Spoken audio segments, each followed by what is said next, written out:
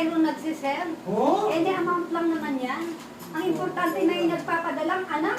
Totoo yun. May nagmamahal na anak sa mga nanay. May nakakaalala. Kaya nakakaamis na maglingkod, paglingkuran si Amang Yahweh. Dahil ang lahat ng iyong pangangailangan, ibibigay ba? Ibibigay na! Matagal na! Kaya nga, sige, gastos ka na lang ng gastos. Ipamahagi mo sa iyong mga kapatid. Muli po, maraming salamat sa inyo. Uwian na. Labo. Labo. Dumako na po tayo sa ating love offering. Love offering.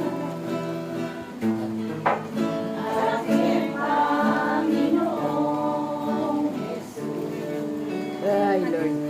Ate May pala, mayroon si Ate May.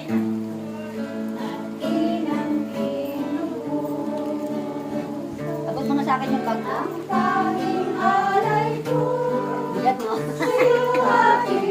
Parang ang daming laman ah.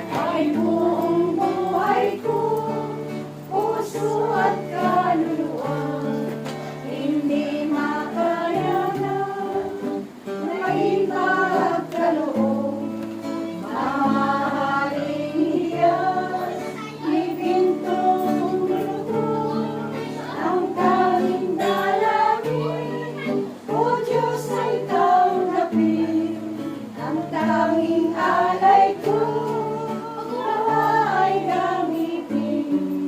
Ito lamang, wala na iba pa, akong hinihiling.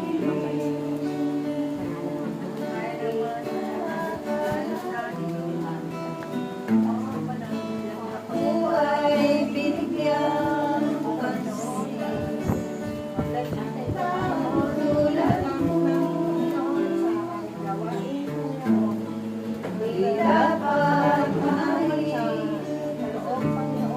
Ang tanging alay ko sa'yo aking ay buong buhay ko. Hindi makayanan, ay